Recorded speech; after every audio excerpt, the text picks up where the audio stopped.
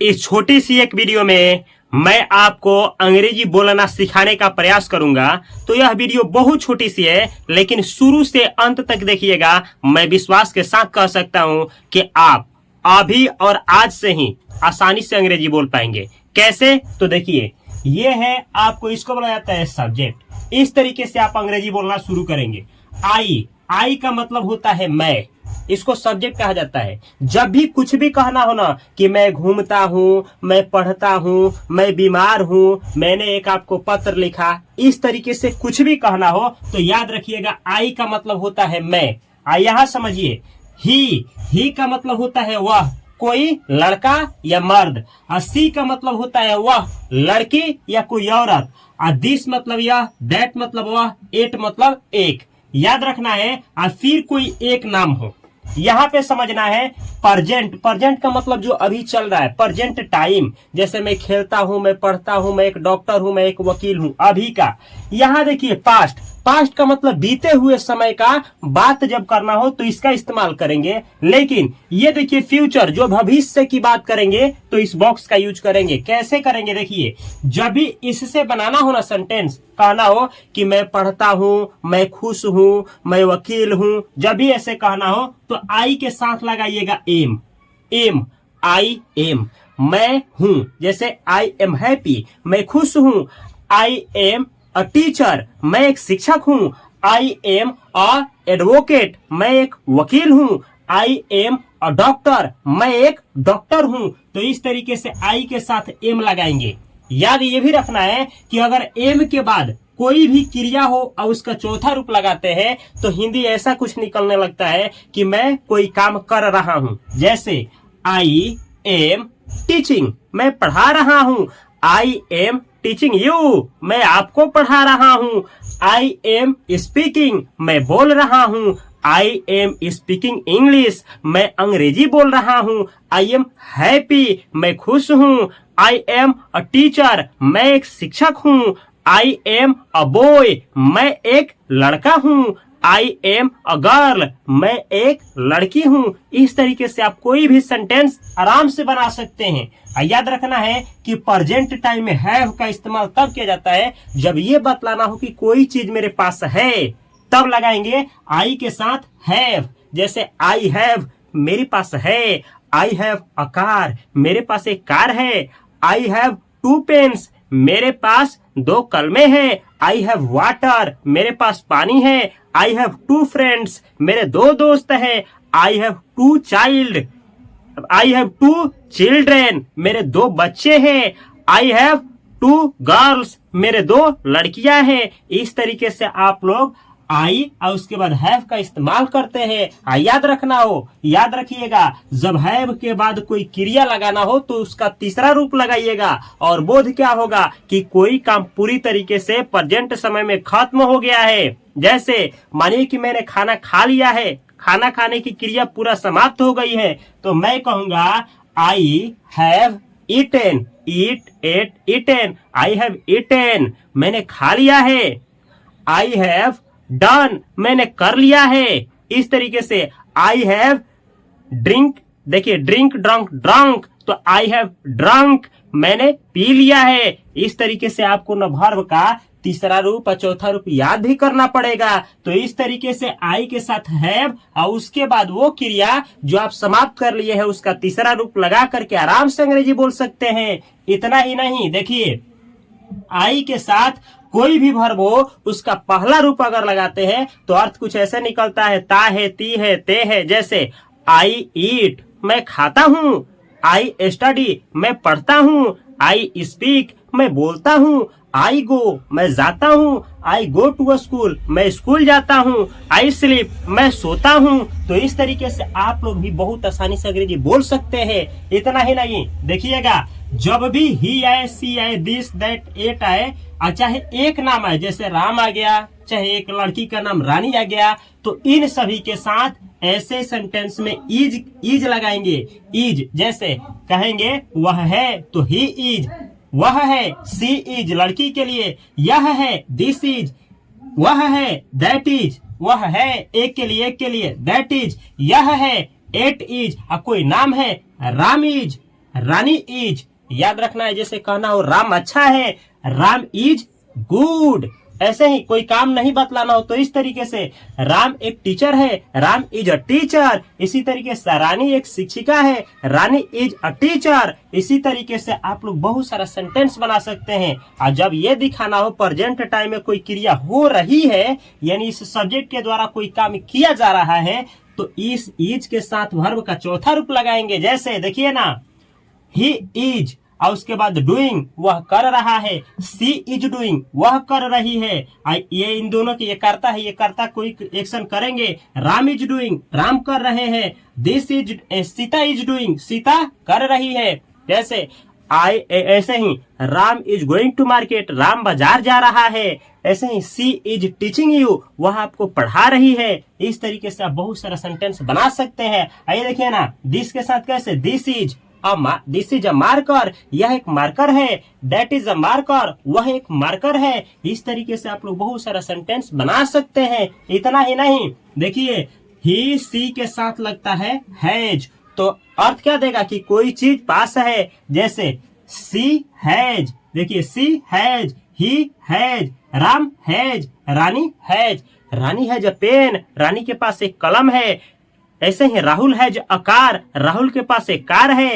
He is a pen, उसके पास एक कलम है। सी इज अ पेन, उसके पास एक कलम है। इस तरीके से सी हैज टू फ्रेंड्स, उसके दो दोस्त हैं। Ravi has two friends, Ravi के दो मित्र हैं।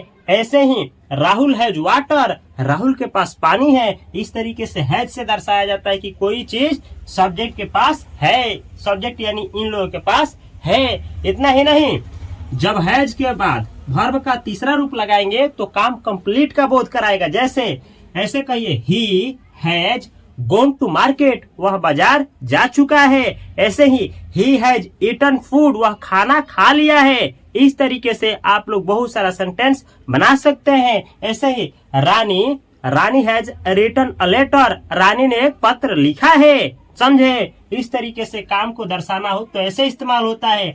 याद रखिएगा, इन सभी के साथ वर्ब का पांचवा रूप लगता है। जैसे यह कहना हो कि वह खेलता है, तो ही के साथ क्या लगाएंगे, प्लेज, प्ले का पांचवा रूप plays. He plays, she plays, Rani plays, Rahul plays, यानी राहुल खेलता है। इसी तरीके से ही डज, वह करता है। सी डज, वह करती है। रानी डज, रानी करती है। राम डज, राम करता है। इस तरीके से आप लोग बहुत सारा सेंटेंस बना सकते हैं।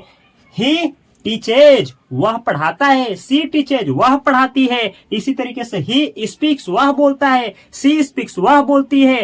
राहुल स्पीक्स इंग्लिश, राहुल अंग्रेजी बोलता है। इस तरीके से इसका इस्तेमाल होता है। यहाँ देखिए ना, यू का मतलब होता है तू, चाहे तुम, चाहे आप, चाहे आप लोग, चाहे तुम सब, और चाहे एक से अधिक सब्जेक्ट होना। जैसे राम और रवि और मुकेश, एक से अधिक नाम आए तो उनके साथ आर लगता है और यह अवस्था दर्शाना हो। जैसे कहना हो राम खुश है, आप खुश हैं तो you are happy.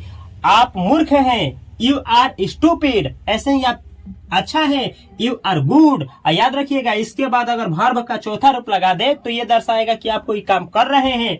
You are going to market, you are sleeping, you are studying. इस तरीके से यू आर स्पीकिंग इंग्लिश, आप अंग्रेजी बोल रहे हैं। आज देखिए, याद रखिएगा, चाहे Ram and Shyam are speaking English, Ram और श्याम अंग्रेजी बोल रहे हैं। Ram and Shyam are going to market, Ram और श्याम मार्केट यानी बाजार जा रहे हैं। याद रखिएगा, इनके साथ हैव लगता है, कोई चीज पास है बतलाने के लिए। जैसे यू हैव अ पेन, आपके पास एक कलम है। यू हैव टू पेन्स, आपके पास दो कलमें हैं। यू हैव टू कार्स, आपके पास दो गाड़ियां हैं। इस तरीके से आप लोग हैव लगा सकते हैं, या इसके साथ तीसरा फॉर्म लगाएंगे तो काम कंप्लीट का बोध कराएगा। जैसे you have done this work, आपने इस काम को कर लिया है। इस तरीके से you have spoken, you have learned spoken English, आप अंग्रेजी बोलना सीख लिए हैं। इस तरीके से बहुत सारा सेंटेंस बना सकते हैं। या फिर इसके साथ ता है ती के लिए वर्ब का पहला रूप यू स्पीक आप बोलते हैं, यू स्पीक इंग्लिश आप अंग्रेजी बोलते हैं, यू लर्न आप सीखते हैं, यू लर्न स्पोकन इंग्लिश आप अंग्रेजी यानी बोलने वाला अंग्रेजी सीखते हैं। इस तरीके से बहुत सारा सेंटेंस बना सकते हैं। दे का मतलब सेम यही रूल लागू होगा, दे के साथ आर लगाइएगा, वर्ब का चौथा रूप लगाइएगा, पास कुछ बतलाना हो तो हैव लगाइएगा, काम कंप्लीट का बोध कराना हो तो उसका तीसरा रूप आता है ती है तो वर्ब का पहला रूप। जैसे देखिए ना, दे आर गुड वे लोग अच्छे हैं, दे आर इंटेलिजेंट वे लोग क्या है तेज है। ऐसे ही चौथा रूप कोई काम कर रहे हैं, दे आर डूइंग ग्रेट वे लोग अच्छा कर रहे हैं, दे आर प्लेइंग वे लोग खेल रहे हैं। पास में कोई चीज बतलाना हो, दे हैव अ कार उन लोगों के पास एक कार है, दे हैव टू पेन्स उन लोगों के पास दो कलमे हैं। अच्छा है, they have gone to market वे लोग मार्केट गए हैं। इस तरीके से, या दे रीड वे लोग पढ़ते हैं, दे टीच वे लोग पढ़ाते हैं। ऐसे सेंटेंस हम लोग बनाते हैं और बोलते हैं। आगे देखिए, वी का मतलब होता है हम या हम लोग, जैसे कहना हो हम लोग, ठीक है। तो वी के साथ लगाएंगे आर, या फिर क्रिया दर्शाना हो कंटिन्यूअस तो आर के साथ वर्ब का चौथा रूप। कोई समान पास है उसके लिए हैव लगाएंगे वी के साथ, सेम यही वाला रूल। जैसे वी आर गुड हम लोग अच्छे हैं, वी आर इंटेलिजेंट हम लोग क्या है इंटेलिजेंट यानी तेज हैं, वी आर एजुकेटेड हम लोग शिक्षित हैं। ऐसे ही वी आर तब चौथा रूप, वी आर टीचिंग हम लोग पढ़ा रहे हैं, वी आर स्टडिंग हम लोग पढ़ रहे हैं, वी आर प्लेइंग क्रिकेट हम लोग क्रिकेट खेल रहे हैं। कोई सामान पास में बतलाना हो तो we have a pen, we have 2 pens, we have 5 cars, we have a home। इस तरीके से आप लोग अंग्रेजी बोल सकते हैं। ये देखिए, वर्ब का पहला रूप ता है के लिए, we study हम पढ़ते हैं, we go to market हम बाजार जाते हैं। ऐसे ऐसे सेंटेंस बनाते हैं और प्रैक्टिस करते हैं। ये है प्रेजेंट के लिए। लेकिन पास्ट के लिए देखिए ना, इसी आर के लिए वाज हो जाता है आई के साथ। जैसे आई वाज मैं था, आई वाज अ डॉक्टर मैं एक डॉक्टर था, आई वॉज हैप्पी मैं खुश था, आई वॉज ग्रेट मैं महान था, आई वॉज अ टीचर मैं एक शिक्षक था। इस तरीके से, या कोई काम कर रहा था तो वाज के साथ वर्ब का चौथा रूप। जैसे आई वॉज प्लेइंग मैं खेल रहा था, आई वॉज टीचिंग मैं पढ़ा रहा था, आई वॉज स्टडिंग मैं पढ़ रहा था, आई वॉज स्लीपिंग मैं सो रहा था। या फिर कोई चीज पास में था तो हैड, आई हैड मेरे पास था, आई हैड 2 पेन्स मेरे पास 2 कलमें थी, आई हैड वाटर मेरे पास क्या था तो पानी था, आई हैड 2 फ्रेंड्स मेरे 2 दोस्त थे, मेरे 2 मित्र थे। ऐसे आप लोग सेंटेंस बना सकते हैं। हैड के पास अगर वर्ब का तीसरा रूप चिपकाते हैं तो समझिएगा कि कोई काम कंप्लीट हो चुका था। I had done this work मैं उस काम को कर चुका था, I had written a letter मैं पत्र को लिख चुका था। ऐसे सेंटेंस बनाया जाता है।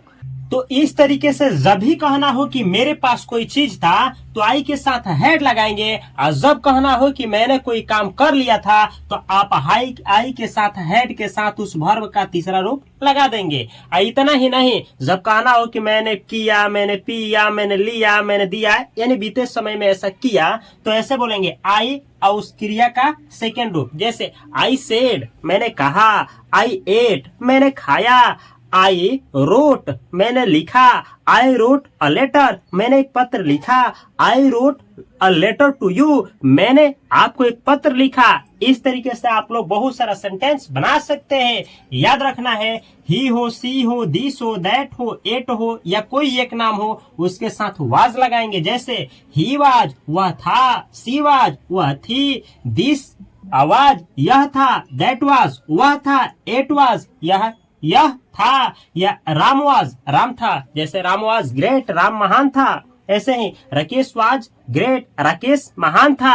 ऐसे ही वाज हैप्पी वह खुश था, सी वाज हैप्पी वह खुश थी। ऐसे ही रामू वाज हैप्पी रामू खुश था। इस तरीके से आप लोग बना सकते हैं। अब कोई काम कर रहा था, क्रिया कोई कर रहा था, इनके द्वारा कोई क्रिया किया जा रहा था तो वाज के बाद वर्ब का चौथा रूप। सी वाज प्लेइंग वह खेल रही थी, ही वाज प्लेइंग वह खेल रहा था, राम वाज स्टडिंग राम पढ़ रहा था। ऐसे ही Rahul was going to market Rahul बाजार जा रहा था। ऐसे आप लोग सेंटेंस बना सकते हैं। इन लोगों के पास कोई चीज बीते हुए समय में था तो हैड, जैसे ही हैड उसके पास था, ही हैड 2 पेन्स उसके पास 2 कलम था, सी हैड उसके पास था, सी हैड वाटर उसके पास पानी था, राम हैड राम के पास था, राम हैड 2 कार्स राम के पास 2 गाड़ियां थी, राम हैड 10 रुपीज, राम के पास 10 रुपये थे।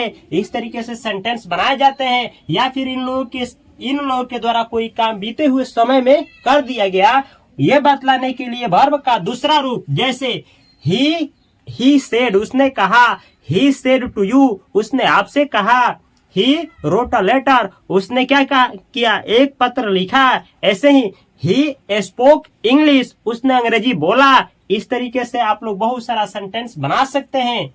आगे देखिए, इन लोगों के द्वारा, ये आगे देखिए, यू का मतलब होता है ये तुम, आप लोग इन लोगों के साथ क्या करेंगे, जैसे बतलाना हो, वे लोग आप थे तो यू आर, आप थे, you are teacher, you are master, you are teacher, आप एक क्या थे, शिक्षक थे। यू आर टीचर्स, आप लोग शिक्षक थे।